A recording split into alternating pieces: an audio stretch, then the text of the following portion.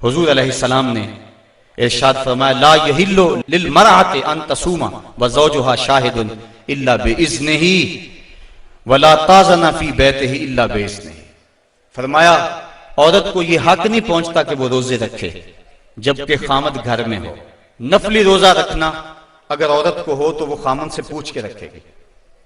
خامد کی اجازت اور اذن کے بغیر عورت روزہ بھی نہیں رکھ سکتی، چونکہ خامد کی رضا کا حاصل کرنا عورت کے لیے بہتر نفلی عبادت ہے.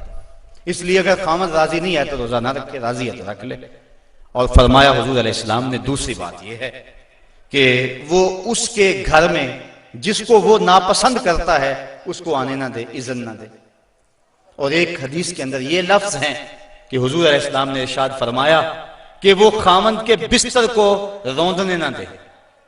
یعنی خامند جس بستر پہ بیٹھتا ہے، سوتا ہے، آرام کرتا ہے، اس بستر پہ کسی کو نہ چڑھنے دے. اور اس پر حضرت ام حبیبہ رضی اللہ تعالی عنہا کا عمل ہمارے سامنے ہے.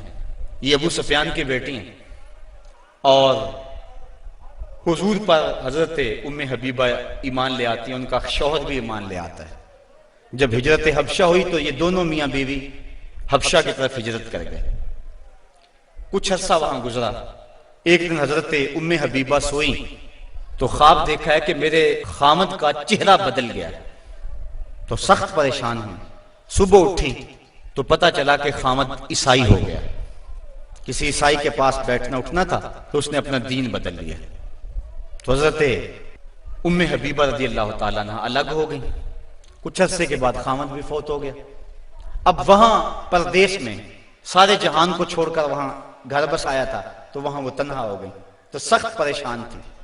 آقا کریم علیہ السلام نے حبشہ کے حکمران نجاشی کے ذریعے حضرت ام حبیبہ رضی اللہ تعالی عنہا کو پیغام نکاح بھیجا. نجاشی نے ایک لونڈی بھیجی کہ جا کے ام حبیبہ کو کہو کہ اللہ کے نبی تم سے نکاح کرنا چاہتے ہیں. اب حضرت ام حبیبہ کی زبانی اگلی کہانی سنیے. کہتی ہے میں گھر میں بیٹھی ہوئی تھی کہ باہر دروازے پہ دستک ہوئی.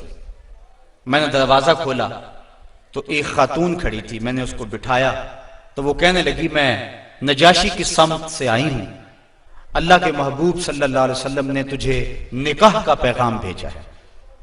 کہتی ہیں ایک لمحے کے لیے تو میں حیران ہوئی اور پھر میری خوشی کی انتہا نہ رہی اور گھر کے اندر جو کچھ موجود تھا اس وقت میرے پاس میں نے سب کچھ بطور انعام اس لونڈی کو دے دیا.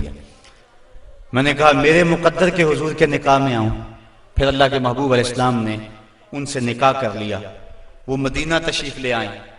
ابو سفیان ان کو ملنے کے لیے مدینہ پہنچے. حضور علیہ السلام کی چارپائی بچھی ہوئی تھی تو یہ جا کے بیٹھنے لگے تو انہوں نے بستر لپیٹ لیا. تو ابو سفیان کہنے لگا رملہ تمہیں کیا ہو گیا؟ یہ بستر میرے قابل نہیں سمجھتی ہو یا مجھے بستر کے قابل نہیں سمجھتی ہو؟ تو حضرت ام حبیبہ کہنے لگی کہ یہ بستر اللہ کے رسول کا ہے اور میں نہیں پسند کرتی کہ اس کے اوپر کوئی مشرک بیٹھے. تو کہنے لگا ابو سفیان کہ تم بڑا بدل گئی ہو. پھر اللہ تعالیٰ نے ان کو بھی اسلام کی بہاریں عطا فرما دی. تو یہ حق ہے خامند کا بیوی کے اوپر کہ خامند کے بستر کے اوپر کسی کو نہ بیٹھنے دے. اللہ کے محبوب علیہ السلام نے فرمایا ایما امرأۃ ماتت وزوجها عنها راض دخلت الجنہ. وہ عورت جو اس حال میں مری کہ اس کا خامند اس پہ راضی تھا، فرمایا وہ عورت سیدھی جنت میں جائے گی. اور ایک روایت میں ایسا ہے کہ 4 شخص ایسے ہیں کہ جن کو جنت میں جانے میں کوئی رکاوٹ نہیں ہوگی. ان میں سے ایک وہ شخص جس نے اپنے والدین کی خدمت کی اور والدین اس پہ راضی ہوئے. دوسرا وہ شخص جس کے بال بچے زیادہ تھے، ذرائع آمدنی تھوڑے تھے، لیکن اس نے بچوں کے پیٹ میں حرام کا ایک لقمہ بھی نہیں جانے دیا. تیسرا وہ شخص جس نے ایسی پکی توبہ کی گناہوں کی طرف دوبارہ پلٹنا اس کے لیے اتنا ہی مشکل ہے جس طرح تھنوں سے نکلے ہوئے دودھ کو واپس کیا جائے. اور چوتھی وہ خاتون کہ جس نے اپنی ساری محبتیں اپنے خامد پہ نچھاور کر دی اور اس حال میں فوت ہوئی کہ اس کا خامد اس پہ راضی تھا. فرمایا ان 4 کو جنت میں جانے سے کوئی بھی نہیں روک سکتا. تو عورت کی جنت مرد ہے، اگر وہ مرد کو راضی کر لے گی تو جنت کی راہوں کی مسافر ہے، اور اگر وہ اپنے شوہر کو راضی نہیں کر پاتی تو اللہ کے محبوب علیہ السلام نے فرمایا میں نے کثرت کے ساتھ عورتوں کو دوزخ میں دیکھا ہے۔ عرض کی حضور کس وجہ سے؟ فرمایا ایک تو کثرت سے لعنت کرنے والی ہوتی ہیں، اور دوسرا خامند کی ناشکری کرنے والی ہوتی ہیں۔ یہ دو بد خصلتیں عورت میں ایسی ہیں جو عورت کو جہنم کا ایندھن بنا دیتی ہیں۔ ورنہ عورت جو اپنے خامند اور شوہر کے ساتھ وفا کرتی ہے، کسی بزرگ نے کہا کہ عورت نے دو بول بولے کہ میں تیری ہوں، پھر زمانہ بدل گیا وہ نہ بدلی، اس نے وفا کی حد کر دی۔ تو وہ بزرگ کہتے ہیں جس طرح عورت نے وفا کی حد کر دی، اگر بندہ اپنے رب سے حد کر دے یوں وفا کی تو اللہ کتنا کرم اس کے اوپر فرمائے۔ اب عورت دکھ بھی سہتی ہے، تکلیفیں بھی سہتی ہے، لیکن اپنے اس قول سے نہیں پھرتی، بدلتی نہیں ہے۔ اس کی آرزو یہ ہوتی ہے اس گھر میں سرخ جوڑا پہن کے آئی تھی، سفید لباس لے کر نکلوں اس گھر سے، یہ اس کی آرزو ہوتی ہے۔ اور کسی عورت کی یہ خوش قسمتی ہے۔